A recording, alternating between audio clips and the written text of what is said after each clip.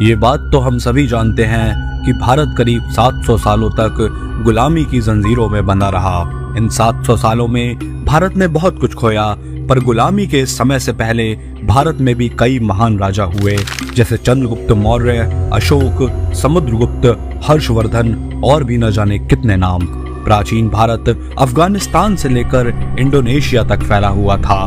भारत एक शक्तिशाली देश था, लेकिन क्या कभी आपने ये सोचा कि भारत ने कभी किसी देश पर हमला करके उसको अपना गुलाम क्यों नहीं बनाया?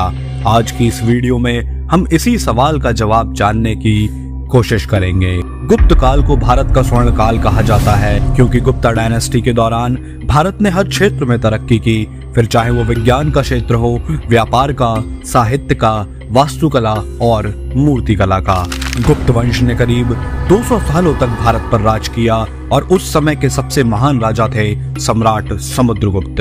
उनके समय में गुप्ता साम्राज्य पश्चिम में अफगानिस्तान से लेकर पूर्व में असम तक और उत्तर में नेपाल से लेकर दक्षिण में श्रीलंका तक फैला हुआ था। समुद्रगुप्त एक बेहद ही कुशल सेना नायक थे। इतिहास बताता है कि उन्होंने करीब 40 से अधिक लड़ाइयां लड़ी और वो उनमें से एक भी लड़ाई नहीं हारे, इसलिए उनको भारत का नेपोलियन भी कहा जाता है। उनके दरबार में हरिसेन नाम के एक कवि थे। हरिसेन ने प्रयाग प्रशस्ति में समुद्रगुप्त के लिए लिखा है कि पूरी पृथ्वी पर उनका प्रतिरोध करने वाला कोई नहीं था। उन्होंने सारी धरती को अपनी ताकत से बांध रखा था। यहाँ पर सारी धरती से हरिसेन का मतलब विरोधी राजाओं और काफी हद तक भारतीय उपमहाद्वीप से था। इतना शक्तिशाली सम्राट होने के बावजूद भी समुद्रगुप्त ना तो यूनान के सिकंदर की तरह किसी विश्व विजय अभियान पर निकले और ना ही उन्होंने किसी मुल्क को अपना गुलाम बनाया। जैसा कि बाद में यूरोपीय देशों ने कई देशों को गुलाम बनाया और उन्हें जी भर के लूटा, और भारत की कहानी भी उन्हीं कई देशों में से एक है। ये बात सिर्फ समुद्रगुप्त या फिर गुप्त वंश तक ही सीमित नहीं है। मौर्य, वर्धन, चोल या फिर पल्लव जैसे राजवंश भी बेहद शक्तिशाली थे। चोल वंश की सीमाओं का फैलाव तो आधुनिक इंडोनेशिया और मलेशिया तक था, लेकिन उन्होंने भी भारतीय उपमहाद्वीप के बाहर किसी भी देश को अपने अधीन नहीं रखा। ऐसे में यह सवाल उठना लाजमी है कि आखिर प्राचीन भारत के इतने शक्तिशाली साम्राज्यों ने किसी बाहरी देश को अपना उपनिवेश क्यों नहीं बनाया?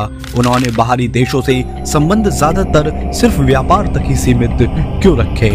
इन सब का जवाब छुपा है उस समय की भारतीय मान्यताओं में। आखिर क्या थी वो मान्यताएं? आइए जानते हैं। प्राचीन भारत काफी संपन्न था। यहाँ मैदानी इलाकों में नदियों के किनारे उपजाऊ जमीन थी। व्यापार भी खूब तरक्की पर था। भारत से मसाले और इस्पात जैसी चीजें दूसरे देश जैसे रोम, इजिप्ट और बाकी अन्य देशों में बेची जाती थी। काली मिर्च जैसा भारतीय मसाला तो सोने के बराबर बिकता था, जिससे भारत को भारी मुनाफा होता था और भारत संपन्न होता चला गया। और इसी संपन्नता के चलते भारत को किसी दूसरे देश को लूटने और उसे अपना उपनिवेश बनाने की जरूरत ही नहीं पड़ी।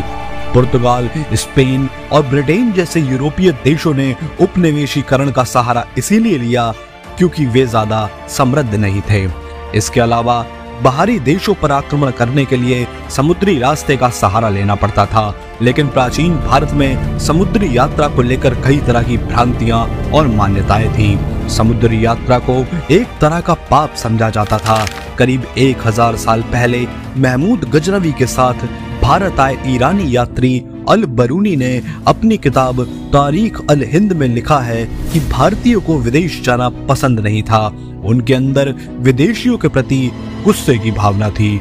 उन्हें लगता था कि विदेशियों के संपर्क में आने से उनका धर्म भ्रष्ट हो जाएगा। साथ ही भारतीय धार्मिक ग्रंथों और परंपराओं में मातृभूमि को बहुत अधिक महत्व दिया जाता है। इसे जन्म देने वाली माँ के बराबर दर्जा दिया गया है। साथ ही उस वक्त दूसरे देशों में मरने को भी अच्छा नहीं समझा जाता था। भारतीय राजाओं को अपनी मातृभूमि से काफी लगाव था। किसी बाहरी देश पर आक्रमण करने और उसे गुलाम बनाने के लिए अपनी मातृभूमि को छोड़ना पड़ता, जो भारतीय राजा नहीं चाहते थे। उनका पूरा ध्यान भारतीय उपमहाद्वीप और यहाँ की शासन व्यवस्था पर ही रहा। आमतौर पर यह समझा जाता है कि भारत ने दूसरे देशों पर आक्रमण इसलिए नहीं किया क्योंकि हम संगठित नहीं थे, हमारे पास अच्छे हथियार और नौसेना नहीं थी। लेकिन ये सभी बातें सही नहीं है। भारतीय इतिहास में कई ऐसे राजवंश आए जिन्होंने पूरे देश को राजनीतिक और भौगोलिक रूप से संगठित किया। कुछ का प्रभुत्व तो पश्चिम में अफगानिस्तान से लेकर उत्तर में उज्बेकिस्तान तक, पूर्व में म्यांमार और दक्षिण में इंडोनेशिया तक फैला था। उस वक्त तलवारें मुख्य हथियार होती थी और भारत के पास सबसे उन्नत किस्म की तलवार बनाने की कला थी। यहाँ तक कि अरब की मशहूर दमशक तलवार भी भारतीय तकनीक से ही बनाई जाती थी। मौर्य साम्राज्य के वक्त में एक उरूमी नाम का हथियार हुआ करता था।